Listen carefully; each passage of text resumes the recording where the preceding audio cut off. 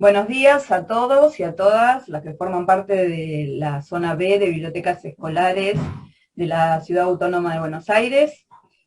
Hoy desde la Biblioteca Digital Distrital estamos entrando a todas las escuelas con la alegría de poder compartir con la escritora Cecilia Pisos este momento de charla, a quien le damos la bienvenida en nombre de todos mis colegas y te agradecemos infinitamente, Cecilia, que hayas tenido la posibilidad de poder estar con nosotros y compartir este momento. Bienvenida, ¿cómo estás, Cecilia? Bueno, muchas gracias por la invitación y yo también soy agradecida de esta invitación porque es una manera de, bueno, de seguir estando con los chicos, con los docentes, con los bibliotecarios en la escuela, que es nuestro lugar natural y del que Sí. estamos un poquito alejados.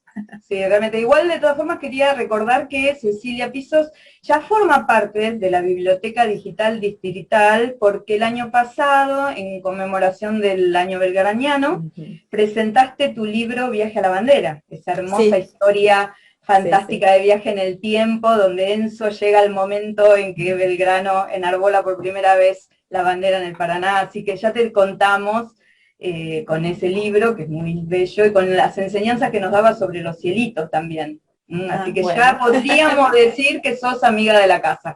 claro Ya que sos sí. amiga de la casa.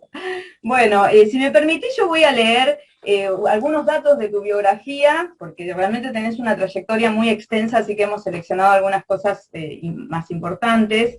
Les cuento que Cecilia Pisos nació en Buenos Aires, es licenciada y profesora en letras por la Universidad Nacional de Buenos Aires, fue docente en diversas cátedras universitarias, así como investigadora en la Academia Argentina de Letras. También trabajaste como editora y, bueno, como escritora es autora de diversos libros para niños y jóvenes, tanto de poesía como narrativa, cuento y novela. Con Cartón y Papeles ganó el premio de cuento de los niños del Mercosur en el 2011.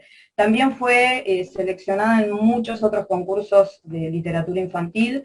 El libro de los hechizos y Como si no hubiera que cruzar el mar integran la lista de 300 libros iberoamericanos para niños y jóvenes recomendados por el Plan Nacional de Lectura del Ministerio de Educación de Argentina. Otros libros suyos también han sido incluidos en listas de recomendación, tanto nacionales como internacionales, como por ejemplo Un cuento por donde pasa el viento, San Valentín de los dientes. Eh, bueno, realmente tu trayectoria es vastísima, me impresionó la cantidad de libros que tenés publicados, y yo te quiero presentar de otra manera. Mira, voy a mostrarte, tengo aquí libros que traje de la biblioteca. Son todos libros tuyos. Eh, no sé si se nota, pero estos libros están gastados. Ay, son los más lindos. Están muy gastados. Este que tengo, este es mío, pero este está un poquito más sano. Los demás están un poquito gastados.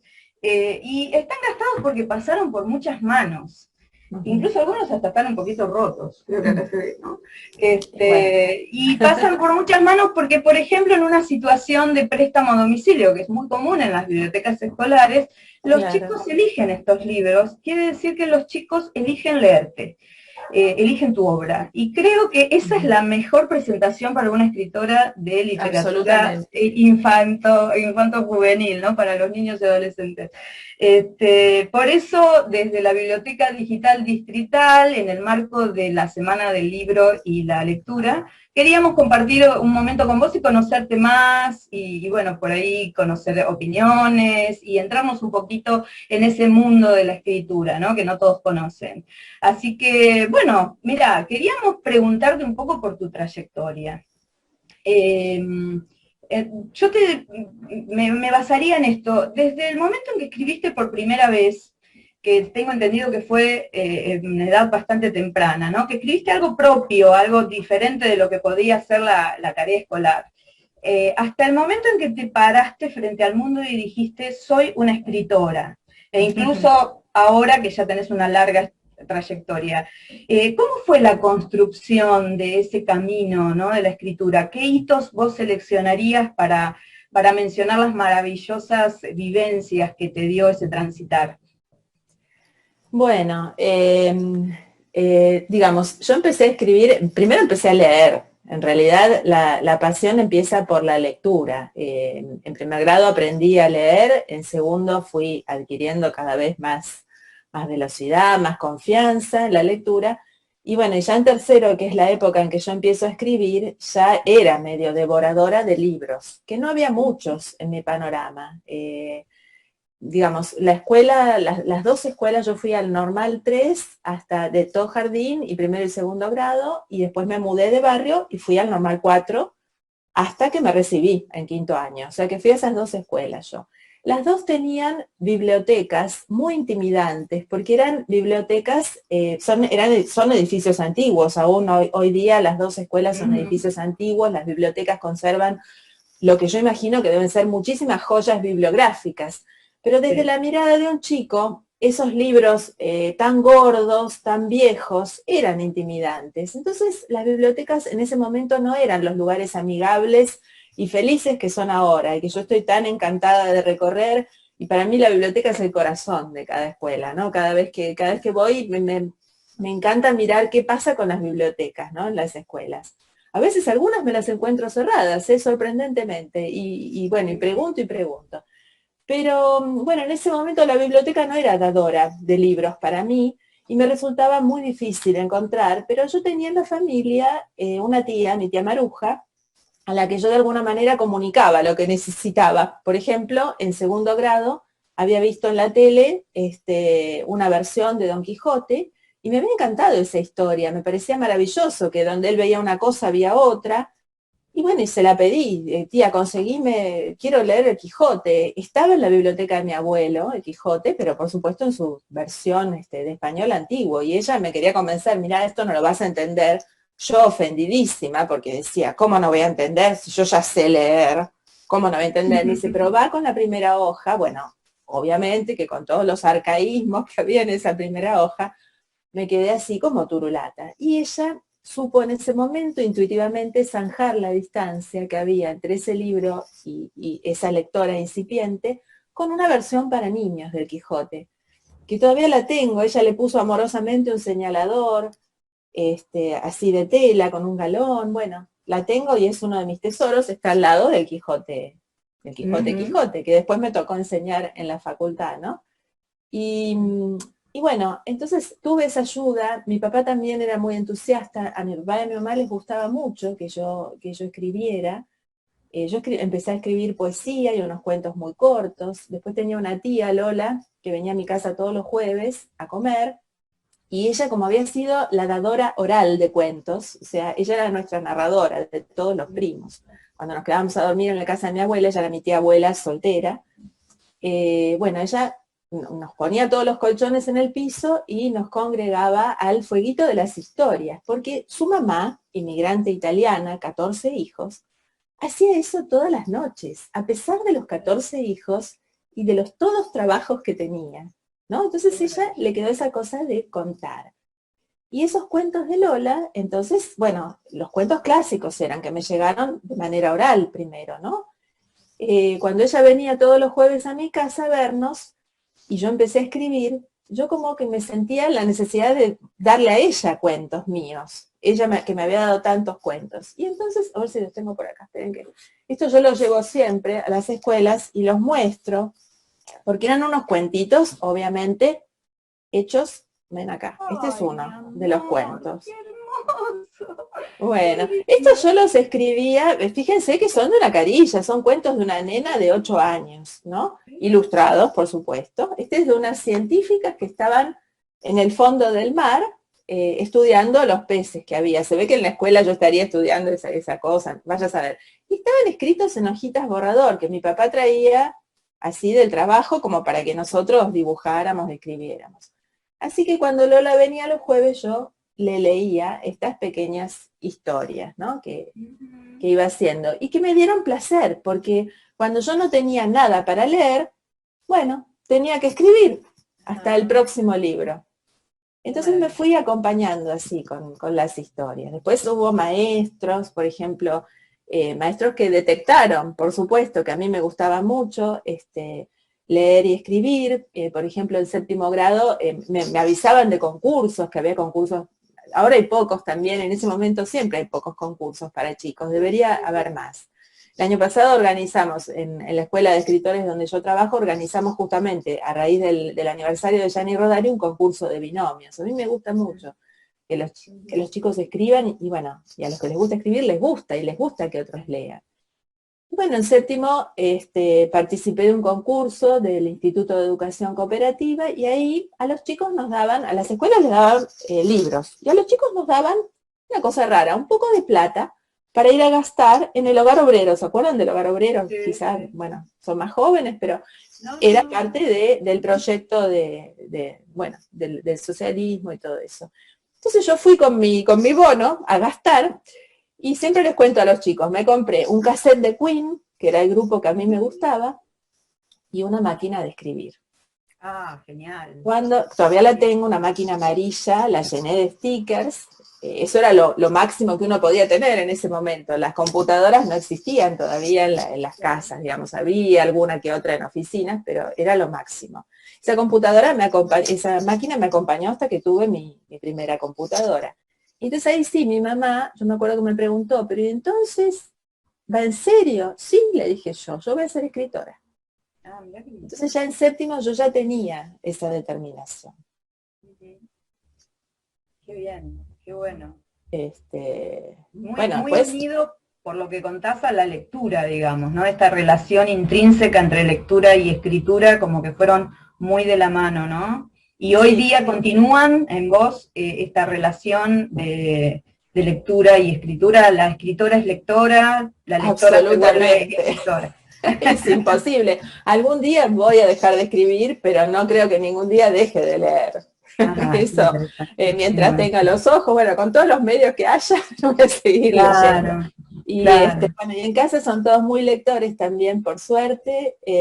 Bueno, mi hijo estudia letras, mi hija es Ajá. profesora de historia, a mi marido, que es ingeniero, le gusta muchísimo la lectura de historia también, y de libros de arte. O sea, los libros nos rodean, y está bueno porque son motivo de conversaciones, ¿no? Los Claro, libros. claro. Es la Generan diálogo. conversación, claro, que es una cosa que se había ido perdiendo. Quizá una de las ganancias que ha dejado la pandemia es, al dejarnos un poquito más de tiempo que nos ahorra de los desplazamientos, quizá nos ha dejado la posibilidad de conversar un poquito más, ¿no? Claro. Sí, sí, Este, sí.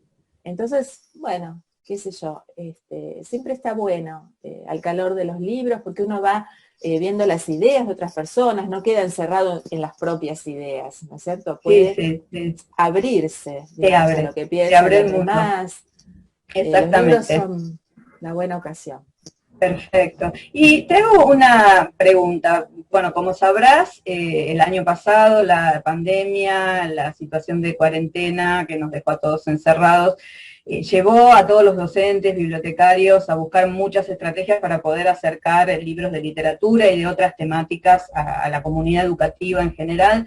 ¿Y qué opinión te merece a vos estos contenidos liberados que permiten bajar libros de internet gratuitamente, por ejemplo? ¿Cómo lo ves desde tu lugar? Mira, hay que mirarlo es un problema que no es sencillo y no tiene una respuesta única, y al que hay que encontrarle solución para el futuro.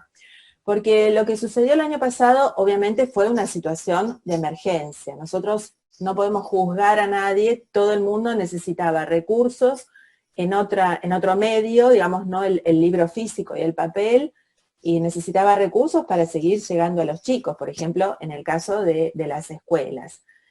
Otros no tanto, otros no necesitaban ningún recurso y aprovecharon y tomaron esos contenidos liberados, ¿no es cierto? Porque bueno, ahí total, si ya están, bueno, los tomamos. Pero hay que encontrarle la vuelta a esta cosa, porque por un lado está que todo el mundo pueda tener acceso, ¿no es cierto?, a los materiales, a los libros. Lo digital, en cierta medida, posibilita ese acceso, y no, porque el año pasado la experiencia fue la biblioteca de emergencia que armó el ministerio y con la que colaboramos un montón de autores y editoriales. Yo no sé cómo habrá seguido derivando, pero en un primer momento yo las devoluciones que tenía eran que no servía demasiado, en el sentido de que algunos podían aprovechar, los que tenían toda la tecnología de su lado, pero los que no tenían la tecnología estaban igual en blanco. Yo recuerdo un mail de una maestra rural que me pedía PDFs. Cecilia, mándame PDFs. Y yo le explicaba, mira, yo te puedo mandar un Word con mi cuento. El PDF no, porque el PDF tiene el trabajo de todos mis compañeros también. Yo no te puedo dar el trabajo, tiene el trabajo del ilustrador, del corrector, del editor. Yo te puedo dar lo que es mío. Te mando un PDF. La gente no quiere leer PDF, no quiere leer Word, quiere leer PDF porque el PDF se aproxima al libro. Pero ella, ¿para qué lo quería en la biblioteca rural? Para imprimirlo y dárselos a los chicos impresos. Esos son usos particulares. Dentro de esos usos particulares que son absolutamente comprensibles están los usos, digamos, que se pueden llevar, hasta la piratería, digamos. Claro. Entonces, por un lado, yo creo que hay que proteger muchísimo y estudiar cómo tiene que ser el acceso, facilitar el acceso no solo del libro, sino de la tecnología para que el libro llegue. O sea, hay que hacer un gran censo de con qué cuentan las escuelas primero y dotarlas de elementos para que puedan recibir los libros digitales, porque si no es lo mismo. Si la escuela no puede recibir el libro digital, tenés que mandarle el libro papel. Tenemos que tener todo disponible, pero tenemos que hacerlo con información precisa. Claro. Y por digamos que lado, la época no lleva esa dicotomía, no. Libro digital, libro papel, o sea... El año pasado fue una situación de emergencia, pero uno de las emergencias aprende a estar preparado. Entonces, lo próximo que ahora hay que hacer es ese gran censo de a ver con qué cuenta realmente la gente en cada escuela. ¿Y qué necesita? ¿Necesita digital? Le damos digital, porque el año pasado aprovechó lo digital la escuela que ya venía digitalizada, en la que los chicos tenían su propia tablet, todos, cada uno, y venían trabajando así. Claro. Entonces, es complicado. Y además, por otro lado, hay que proteger, o sea, una ley del libro tiene que mirar por el acceso de los lectores, pero también la protección de la producción del libro, porque las editoriales hacen mucho esfuerzo para hacer libros. Totalmente. Por ejemplo, yo te digo, yo fui editora de libros de texto durante muchos años en AIQUE, y una página de manual tiene el trabajo de un montón de personas. El autor, el revisor de contenidos, el corrector, el diagramador, el diseñador, el ilustrador, si la página tiene un mapa, el cartógrafo. Entonces, todos esos trabajos, la editorial los coordina, los prepara, los paga, ¿sí? Y el libro puede salir como corresponde. Entonces, digamos, se trata de, digamos, primero, recensar, como te decía antes, con qué recursos contamos, y después hacer alianzas entre el Estado, que es el que debe encargarse, que todos puedan recibir, pero también de proteger la producción, porque si el libro digital prospera de esta manera desordenada, digamos, va a llevar a que ya nadie quiera hacer libros. Entonces vamos a no tener libros, ¿no es cierto? Va a atentar contra el libro mismo y contra todos los trabajos relacionados con el libro. Todos estos trabajos en este momento están en absoluto peligro, porque los autores no cobramos sueldo, los ilustradores, todos cobramos por nuestros trabajitos que vamos haciendo. En este momento no hay. Claro, entonces, también hay que el respeto al trabajo de todos, ¿no? Exactamente, porque de repente una persona, yo he escuchado el año pasado una persona que decía, bueno, sí, pero esto es cultural, esto tiene que ser de todos, porque la cultura es de todos. Esa misma persona, yo estoy segura, que iba a una feria artesanal y no dudaba en pagarle al artesano, que estaba utilizando técnicas heredadas, parte de la cultura, etcétera, etcétera, no dudaba en pagarle una cartera que se compraba. Pero sí duda en la cuestión del libro, ¿no es cierto? Entonces, es una cosa que no es tan sencilla y uno no puede decir estoy a favor de esto, no, hay que arreglarlo todo en su conjunto. Por ejemplo, hay países, yo viví muchos años en Canadá. En Canadá, por ejemplo, vos no podés presentarte a una fotocopiadora y decir fotocopiame todo el libro, porque te fotocopian solamente 20 páginas, porque la ley lo prohíbe. La ley protege al libro, pero a la vez las bibliotecas están llenas de ejemplares. Yo me acuerdo que cuando estudiaba en la facultad, los profesores largaban la bibliografía y estábamos todos en la puerta corriendo a ver quién llegaba primero al único ejemplar que había de la bibliografía que él decía en la biblioteca de la facultad. Eso tampoco es justo. Entonces, dotá las bibliotecas con muchos ejemplares, dotá el acceso y después conversamos. Claro. Digamos que esta realidad que tuvimos que vivir nos pone frente a muchas soluciones que deberíamos encontrar, ¿no? Tenemos O sea, que conversarlo mucho y empezar a abrir nuestras mentes y todas las posibilidades, como lo estás diciendo. Bueno, y sí. ya que nombraste vos esta relación tan intrínseca, justamente que también permitió la pandemia, de que la familia se acercara, que pudieran conversar, ¿qué consejos tenés para los padres y para también docentes, obviamente, para motivar el acercamiento a los libros, ya sea papel o virtual, pero Sí. el acercamiento de niños y niñas a la lectura? Mira, no son grandes consejos, más que nada es contar con ese tiempo y rendirse al niño durante ese tiempo, es decir, no estar preocupado ni por el teléfono ni por ninguna urgencia, o sea, separarse un cachito de tiempo, ¿sí? Yo tenía una profesora en la secundaria que siempre nos decía, para tener hijos no hay que tener mucho, hay que tener un poquito de cada cosa. Un poquito de plata, sí, porque hay que comprar pañales y leche, etcétera, etcétera. Un poquito de tiempo, porque hay que estar con tu hijo. Y un poquito de espacio para que él esté cómodo, ¿no? Entonces es lo mismo. Ustedes yo creo que conocerán en la gramática de la fantasía, Rodari lo que dice es que lo que el chico quiere cuando el papá, la mamá, el abuelito, el cuidador, quien sea, le cuenta un cuento, es que esté involucrado en esa actividad, que esté con él.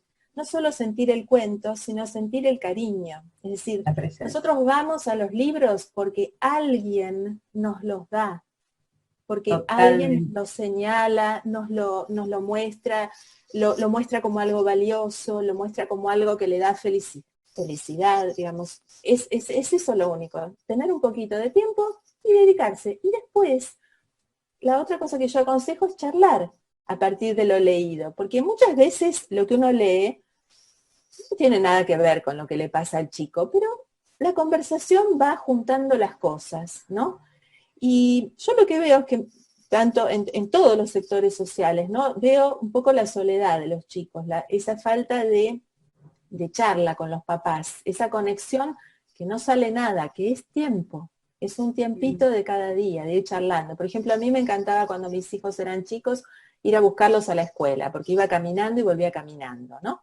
Y en la caminata charlábamos de lo que había pasado en la escuela, pero también charlábamos de otras cosas. Era ese ratito, digamos, no tiene por qué ser un ratito sagrado o lo que fuera, un ratito cotidiano en cualquier momento del día, pero para que vos conozcas a tu hijo, sepas lo que te pasa, generes esa confianza que si después le pasa algo grave, él la tenga disponible, esa confianza para venir a contártelo, ¿no? Y eso también los libros nos lo posibilitan, ¿no?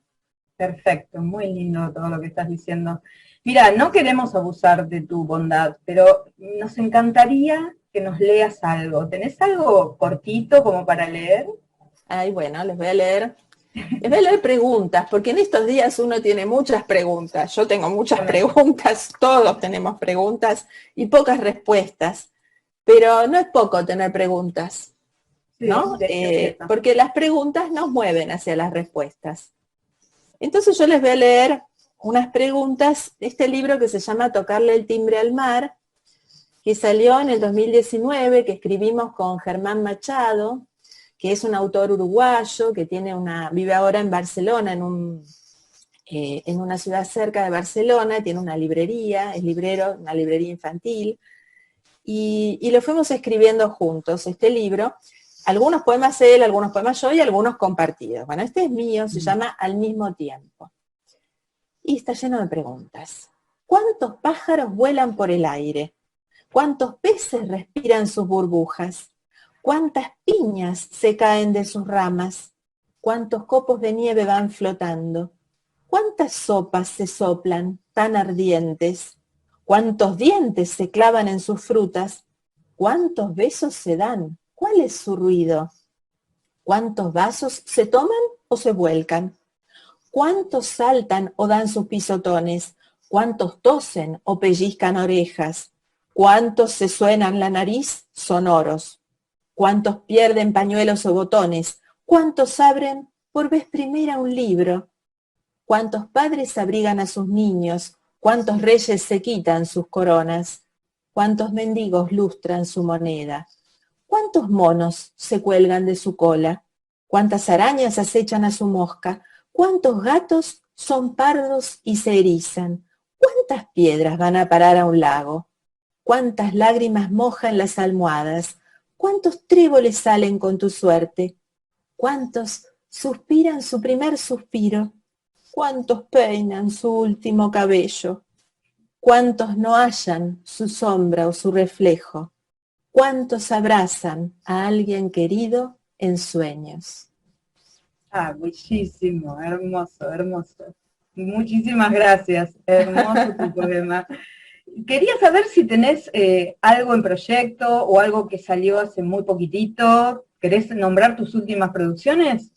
Las nombro y se las muestro porque a lo mejor a Genial. algunos les resultan útiles. Por ejemplo, este es un libro que sacamos con una editorial muy chiquita que se llama Párrafo Aparte, Mientras el lobo no está, que es la clásica historia del lobo y Caperucita, pero que está escrito en mayúscula de imprenta bien grande de un lado y del otro, no sé si se alcanza a ver, en braille. Ajá, sí, sí, sí, sí. Bueno, este libro Bueno.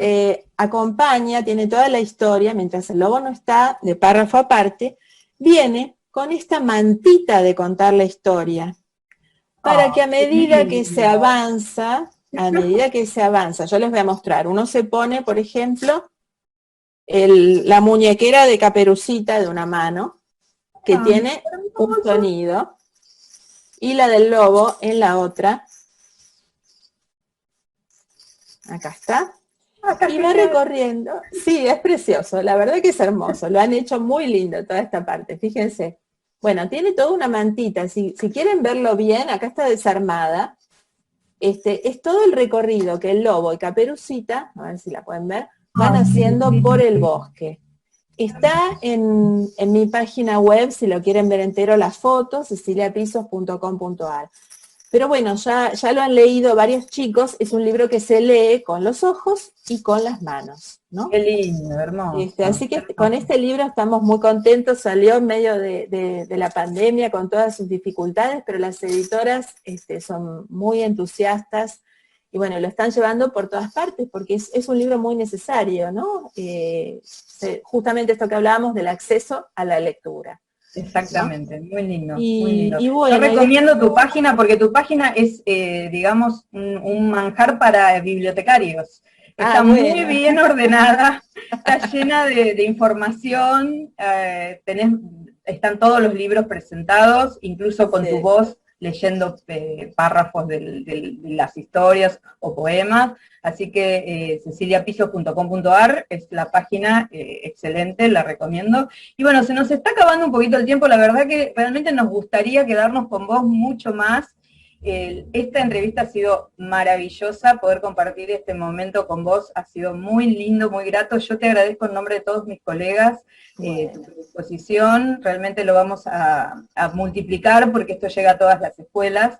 Y ojalá podamos estar juntas, juntos en otro momento también. Realmente tu obra es muy vasta y es bastante inabarcable en tiempo, ¿no? O sea que podemos tener muchas charlas más para poder llegar a vos. Te agradezco mucho y voy a repetir una frase que es parte de la Biblioteca Digital Distrital. Leer abre mundos, leer es nuestro derecho, es parte de todo lo que estuviste diciendo hoy acá. Así que te agradezco infinitamente y bueno, estaremos juntas en algún otro momentito. Muchísimas gracias, Cecilia. bueno, gracias a ustedes por esta posibilidad de llegar, digamos, a más personas, ¿no? Así que bueno, tenemos que compensar entre los libros y la tecnología, tenemos que ir balanceando justamente, pero potenciar nuestras comunicaciones con las dos cosas. Así que bueno, muchas gracias y felices libros. Ojalá, y ojalá podamos contar con tu presencia en las escuelas dentro de muy poco. ¿Cómo no? Cuanto se pueda, ya estoy ahí. Genial. Muchísimas gracias. Nos Bueno, vemos. Muchas gracias gracias. a todos.